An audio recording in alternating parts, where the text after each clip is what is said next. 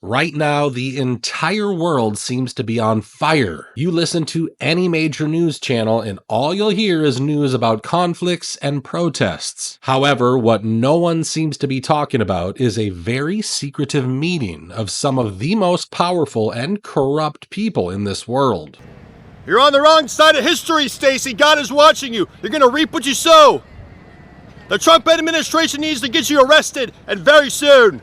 The Bilderberg meeting is not new. It's been taking place annually for more than 70 years now. And let's be clear, it has always been scandalous. I mean, the founder of this extremely secretive group was Prince Bernhard of the Netherlands, and he was a very controversial man, to say the least. After the prince's death, a Dutch royal palace official found a card while going through his stuff. This single-handedly proved all the claims that good old Bernhard used to be a member of the Nazi Party in the 1930s. But things don't just end here for Bernhard. He was also involved with the corrupt American defense industry. In fact, he even received a bribe from Lockheed Martin back in the 70s. So you can see the Bilderberg meeting has a pretty shady history, but things have only gotten worse over the years. We all know how much our billionaires love the idea of depopulation. In the developed countries, the big winners are countries that have shrinking populations.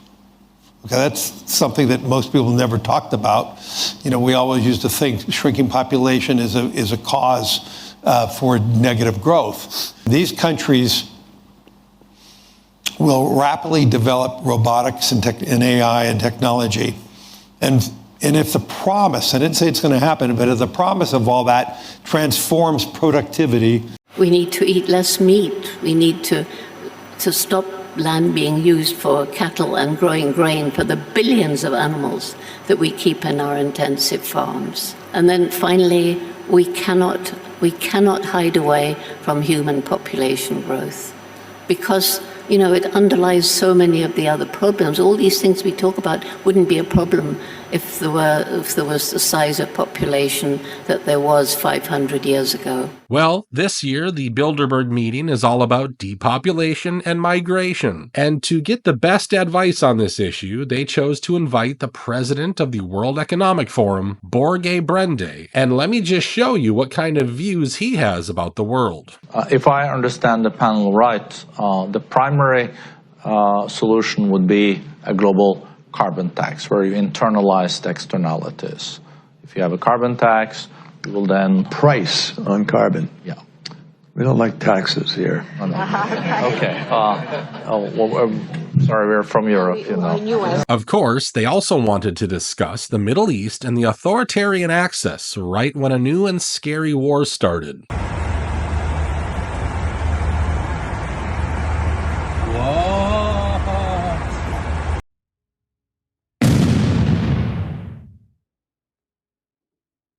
So is this normal? Anybody who's familiar with like air traffic patterns for military aircraft? Because these are all stratotankers.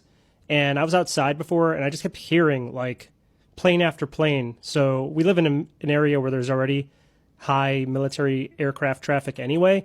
But it sounded like it was just like kept going. So I hopped on ADS-B Exchange and I just was looking around and these are all stratotankers. And this is where I want you guys to see just how insane it is that so many powerful people can just gather at a place with no oversight and decide our future. In this same meeting, we had Admiral Samuel Papero, who is currently the commander of the American Indo-Pacific Fleet. We also had General Christopher Donahue, who is the commander of U.S. forces in Europe and Africa. This means two of our most powerful military officers were at this meeting, and there was only one elected public official who happened to be Congressman Jason Smith. And according to the rules of this meeting, people can't really share who said what. They can only share whatever information they feel like sharing without mentioning any names. So we don't know what was discussed in this meeting. We just know that the founder and CEO of Anduril was at the scene, and I've just told you how this company is trying to create AI super soldiers. Uh-oh, this is huge news. Palmer Luckey, the military weapons Republicans' mastermind just locked arms with Mark Zuckerberg's Meta, the global mind control empire. And let's be clear, this isn't some flashy tech deal. This is a blueprint for domination. Military-grade systems plus mass surveillance plus total digital control. They're not building tools to improve your life. They're building a system to trap your mind, your body, your future, a world where every thought, every moment, every choice feeds straight into their machine. And here's the terrifying part. You'll walk right into it willingly, scrolling, posting, laughing, while they quietly flip the switch. Once this system is fully in place, how long before you can't escape?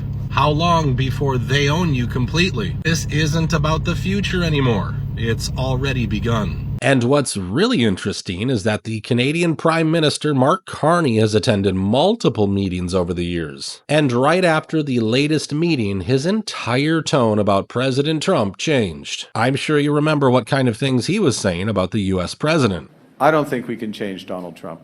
I don't think so. Not at this stage. And a person who draws his inspiration from President Trump, like Pierre Poilievre, will kneel down before him, before he stands up to him. Well, during the G7 summit, he seemed to be in awe of President Trump. Nostalgia isn't a strategy. We have to change with the times and to build a better world. And some of you, such as you, Mr. President, have anticipated these massive changes and are taking bold measures to address them. All of us around this table are reinforcing our militaries and security services for the new world. Of course, when we're discussing wars and weapon deals, we cannot forget about Peter Thiel, who also made an appearance at this meeting. Do you have any comments about Palantir's surveillance of the American people, sir? Or any of your connections to Jeffrey Epstein? Peter Thiel, my clip of you is going viral because the people know what you're doing, pal. Satan!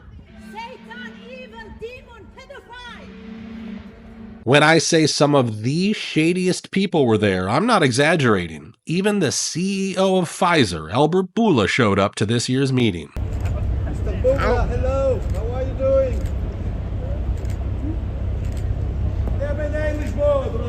How was the meeting, Mr. Bourla? I'm just hoping no one agreed with his ideas because we all know how that's gonna go. But as you can see, this meeting looks extremely sketchy, and it's not a surprise that people are wondering if these men are the reason why the world keeps burning. And while all of this was happening, our attention was kept at bay by all those paid protests.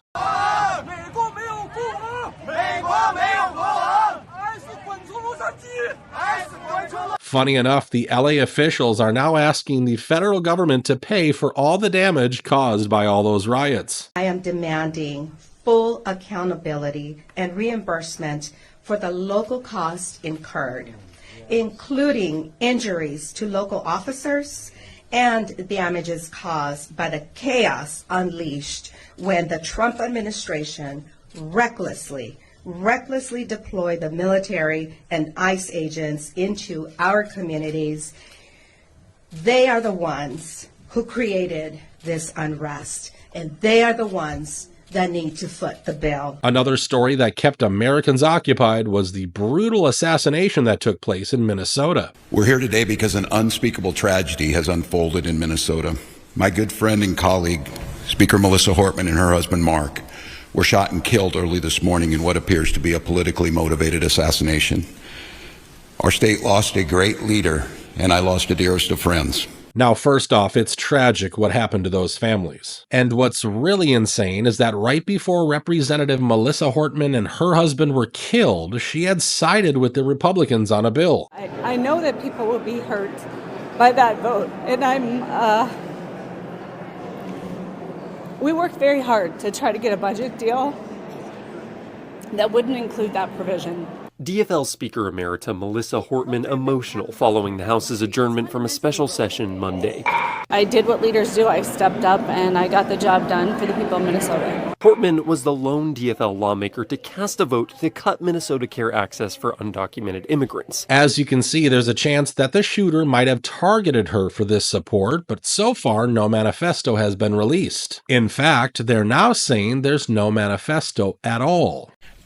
With respect to the potential motive, let me say this. There's been a lot of press coverage and speculation and discussion of a manifesto.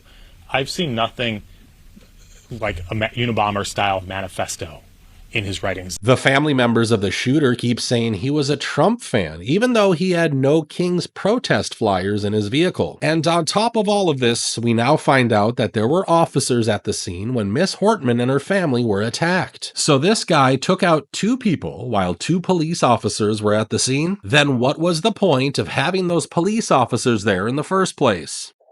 They got him, but does it make any sense? I'm talking about the Minnesota suspect. Does it make any sense? He goes to a location, he takes out 2 people, proceeds to travel 10 miles in what they said was a police car-like vehicle, dressed as a cop, wearing a mask, and yet commits a heinous crime. But not only that, he engages with officers, and it's said that the police had him cornered in the house, but somehow he gets away. Allegedly, he sends a text to his roommate. Well, wait, they said he was married with 5 kids. And the roommate reads the message to the media, doesn't allow them to see. And when they asked him to reread the message, he refused to. That it hurt too much.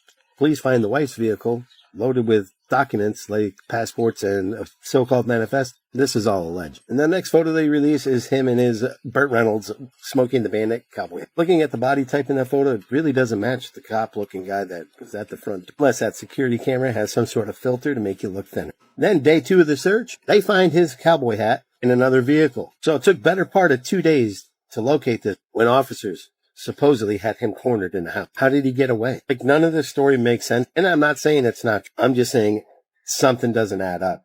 What do you guys think? As you can see, it's all pretty weird and confusing, and like most cases these days, I don't think we're going to find out the truth. Now, moving on, I want to talk about what they found in Antarctica. Scientists allegedly just found a massive black sarcophagi buried beneath the ice in Antarctica, and the internet is going insane. A June 2025 article claims it was a joint operation between the US, China, Russia, and India. Sounds like a setup already. But here's the wild part.